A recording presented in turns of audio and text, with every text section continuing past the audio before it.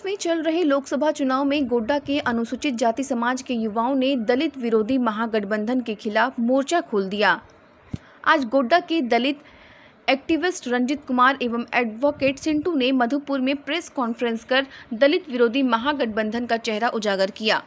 अनुसूचित जाति समुदाय के दोनों ही युवाओं ने महागठबंधन के दोहरे चरित्र को उजागर करते हुए कहा कि जो महागठबंधन संविधान के नाम पर दलितों का वोट हड़पना चाहती हैं, वास्तव में वह महागठबंधन ही संविधान एवं दलित समुदाय की सबसे बड़ी विरोधी है। संविधान की बात करने वाली महागठबंधन संविधान की सबसे बड़ी हितैषी बहुजन समाज पार्टी को महागठबंधन में शामिल नहीं करती।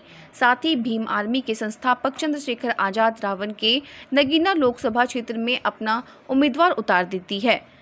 वास्तव में महागठबंधन को दलित हित से कोई लेना देना नहीं। यह दलितों की सबसे बड़ी दुश्मन है। यह बस दलितों को अपना वोट बैंक बनाना चाहते हैं। बदले में ना तो दलित नेतृत्व को स्वीकारना चाहती हैं, ना ही दलितों को कुछ भी देना चाहते हैं। जैसे कि झारखंड की महागठबंधन सरकार पिछले 4.5 साल से चल रही है, लेकिन अभी तक झारखंड में राज्य अनुसूचित जाति आयोग का गठन नहीं किया गया और ना ही झारखंड सरकार में अनुसूचित जाति समुदाय में किसी मंत्री को रखा गया, जबकि मंत्रिमंडल में एक सीट खाली ही है। महागठबंधन वाली सरकार दलित छात्रों की छात्रवृत्ति तक काट लेती है। मेरा नाम रंजीत कुमार हुआ और मैं भीम आर्मी से जुड़ा हूँ।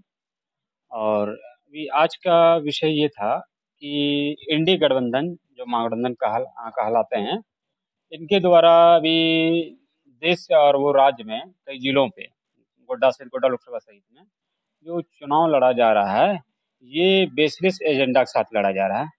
अभी बेसलेस एजेंडा में कि जो देश में ये कह रहा है कि संविधान बचाने का ये नारा ये जो लगा रहा है कि अरे एक बात तो ये कि संविधान को अगर किससे बचाना है, संविधान खतरा कहाँ है, सबसे बड़ी मुख्य पॉइंट यही है कि संविधान को कई बार जो आप पिछले दिनों देखे होंगे कि इंदिरा गांधी के द्वारा इमरजेंसी लगाया गया था, कई सारे संशोधन भी कांग्रेस सरकार में हुआ। और इस पे आपका जो है ना कांग्रेस सरकार जो है, कांग्रेस महागठबंधन जो है ना रोजगार की बात करता है, न ही महंगाई की जो है कम करने की बात करता है, न एजुकेशन की बात करता है, न हेल्थ की बात करता है। ये सिर्फ संविधान को जो है बचाने की बात कर रहा है, जबकि संविधान इन्हीं के राज में खतरा रहा है। अब झारखंड के महागठबंधन सरकार में आप देखिएगा कि इसमें शेड्यूल कास्ट का 60% स्कॉलरशिप खत्म कर दिया गया। आपका शेड्यूल कास्ट का आपका जो है जो कमीशन है उस पर आपको ये 4.5 साल में अभी तक गठन नहीं किया। साक्षरता विभाग का गठन नहीं किया। आपका जो है सिविल कोड में, चौकीदार वाले में, इन सारी जगह पे आपका छात्र जो है रिजर्वेशन खत्म कर दिया गया। कहीं भी आज जो है हेमंत सरकार जो आया था, बोला था बेरोजगार युवाओं को जो है बेरोजगारी भत्ता देंगे। अभी तक 1 रुपया नहीं मिला। पेट्रोल सब्सिडी का मामला नहीं उठा। तो जनता आखिर तुम आपके ऊपर क्यों विश्वास करेगा? मुख्य पॉइंट ये है, आप कोई भी बात नहीं कर रहे हो और आप जनता को गुमराह कर रहे हो। आप समझिए ना कि इनके राज्य में आप दलितों के सारे अधिकार तो खत्म किया गया और भी आप कह रहे हैं कि दलितों की हम जो हितैषी बनने की बात कर रहे हैं। हमको ये बताइए कि आप देश स्तर पे या राज्य स्तर पर आपका दलित नेतृत्व वाली पार्टी, जैसे कि आपका बहुजन समाज पार्टी है बहन मायावती का, उनको आपने इंडिया गठबंधन में शामिल नहीं किया। भीम आर्मी का जो पॉलिटिकल विंग है आजाद समाज पार्टी, इसको आप जो है इसमें महागठबंधन में शामिल नहीं किया। हम लोगों का जो आजाद समाज पार्टी के राष्ट्रीय अध्यक्ष है, उन्होंने कहा कि एक सीट हम लोग जो है भाजपा को हराने के लिए, संविधान को बचाने के लिए हम लोग लड़ेंगे नगीना सीट पे। उसमें भी इसका जो सहयोगी दल जो अखिलेश का जो समाजवादी पार्टी, वो भी खड़ा कर देती है। तो इन लोगों का जो साफ चरित्र दिख रहा है कि दलितों के प्रति क्या है, इसका साफ जो है आपको माइनॉरिटी के प्रति, आप माइनॉरिटी की भी एक भी राष्ट्रीय नेतृत्व वाली पार्टी को आपने शामिल नहीं किया। तो आपका खास तरीके से ये दिख रहा है कि दलित और मुसलमानों की जो नेतृत्व जो है, प्रतिनिधित्व को आपने खत्म करने का प्रयास किया है। और महागठबंधन के जो इंडी गठबंधन ने, और साथ ही ये भी एक संदेश जाता है कि इन लोगों को वोट चाहिए, दलित नेतृत्व वाली पार्टी नहीं चाहिए, दलितों के नेता नहीं चाहिए, उनको अपमान किया जाता है। अब पिछले दिनों आप देखे होंगे लालू यादव जी के द्वारा कहा जाता है कि मायावती को बुलाता कौन है जो आएगा। आप समझिए कि एक तरीके से झारखंड राज्य में जो उनका ही सहयोगी पार्टी है, उनका आरक्षण अधिकार खत्म कर दिया जाता है। और साथ ही अभी संविधान बचाने की लड़ाई रहे हैं, संविधान में ही तो आरक्षण है ना, शेड्यूल कास्ट के लिए स्कॉलरशिप है, हर व्यवस्था है। आप जब उसको खत्म कर दे रहे हो तो आप क्या लग रहा है कि अगर आप सरकार में बनेंगे सेंट्रल लेवल पे, तब राज्य में खत्म किया, देश लेवल में खत्म कर दीजिएगा आप। तो इन सारे मुद्दों पे हम जनता को जागरूक करना चाहते हैं, अपने समाज से अपील करना चाहते हैं। कुछ भी हो जाए, इंडिया गठबंधन को इधर जितना आपको आरक्षण शून्य दिया है, इसको देश स्तर पे शून्य होना चाहिए, क्योंकि ये लोग हरा घास पे छुपा हुआ हरा सांप है। बहुजनों को कब डसेगा ये बहुजन को पता नहीं चलेगा। पक्ष में नहीं, लेकिन इंडिया गठबंधन को हम लोग को हराना है, ये साफ संदेश देते हैं, क्योंकि ये जनता के साथ, हमारे समाज के साथ विश्वासघात किया है। हम सोशल एक्टिविस्ट हैं।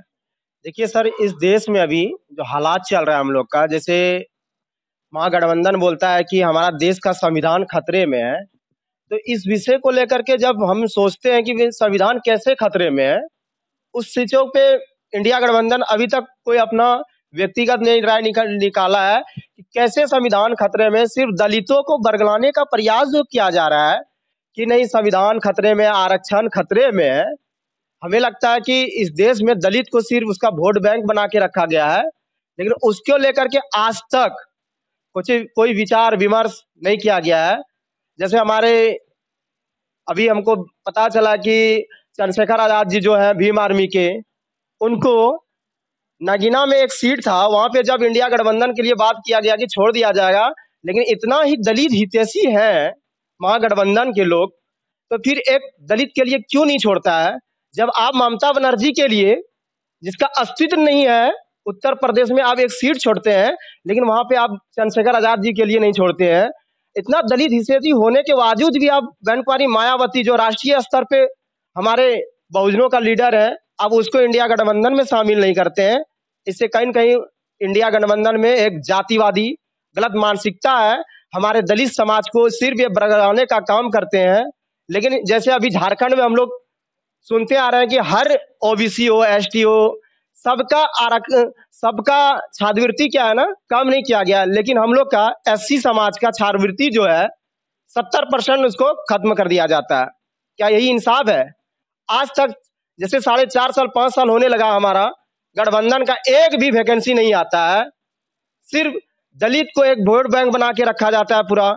यहाँ तक गोड्डा लोकसभा क्षेत्र में हम बता देते हैं, हमारे महिलाओं के साथ में, दलित महिलाओं के साथ में शोषण होता है, यहाँ तक कि रेप भी हो जाता है, लेकिन इसमें कोई भी क्षेत्रीय विधायक आज तक हमारा आवाज नहीं उठाते हैं, उसको दबाने का प्रयास किया जाता है।